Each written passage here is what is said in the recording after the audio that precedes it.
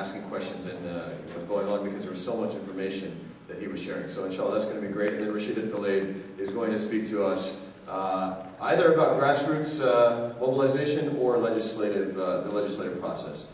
It depends on what she decides she wants to do. Both are very helpful. Both are critical to us. If she talks about grassroots mobilization, she is amazing at grassroots mobilization. She'll tell you about how she knocked on more than 3,000 doors in her campaign in a district that really didn't have many Muslims in it, and she was elected as our first Muslim female state representative for the state of Michigan. So inshallah, that'll be good, and then we'll have lots of time for discussion. Inshallah, that we want to make sure that you guys get to ask your questions and that we get concerns addressed and deal with those.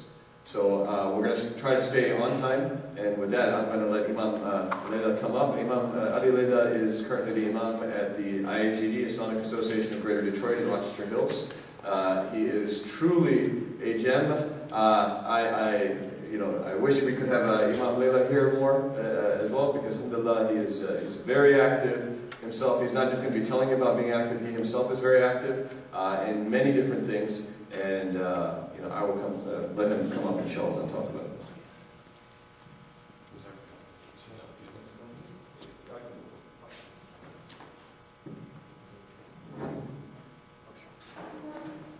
Assalamu alaikum wa rahmatullahi wa barakatuh.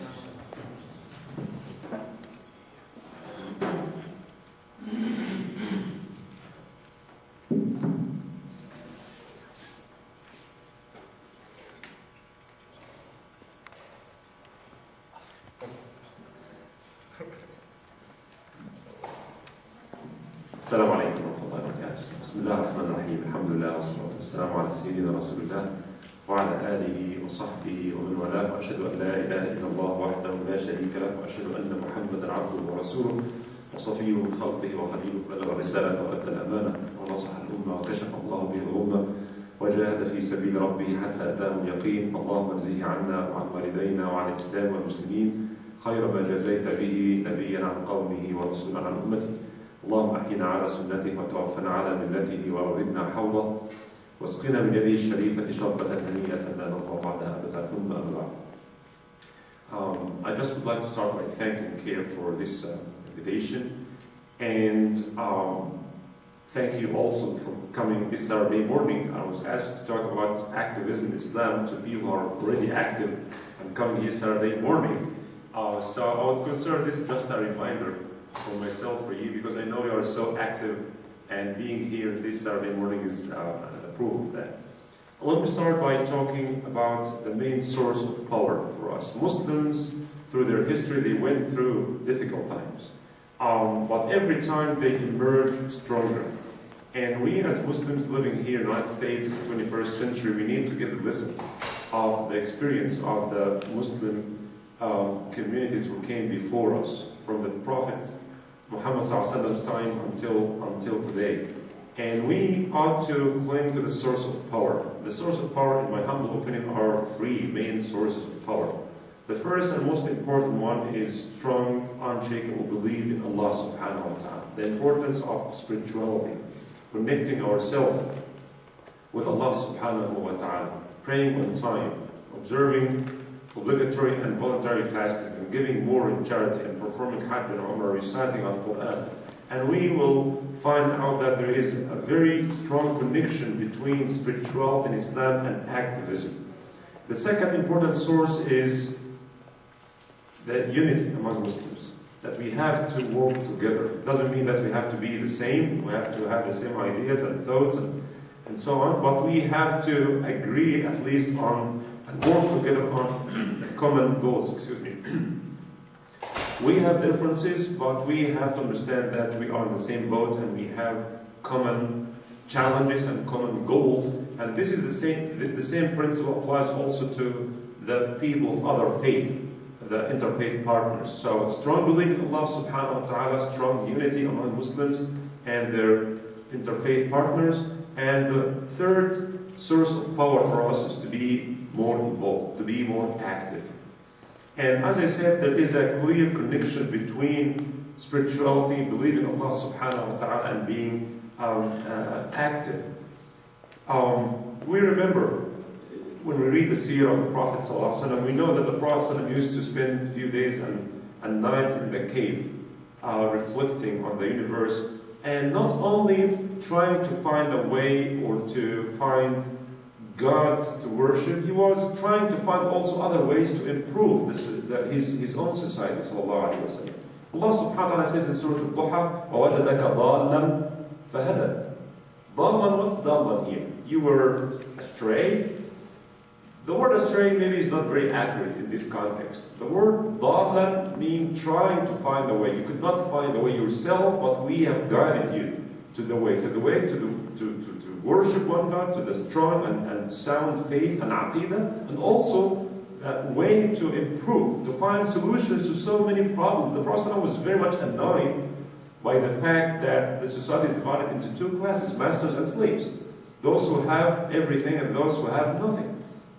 Mistreating of the lower class and mistreating of women and orphans, and all the corruption that existed at that time. The Prophet ﷺ wanted to change it but didn't know how. What is the point of departure? How should I start? So he ﷺ was taking himself away. He tried his best to take and spend money, and spending money is not going to solve the problem. If you have some extra money and go and spend it there, this is a good thing, but it's not enough at all. So he was trying to find a way to how to improve, how to establish social justice. And Allah subhanahu wa ta'ala guided him. The aqidah comes first, believing in one God, and then everything comes after that.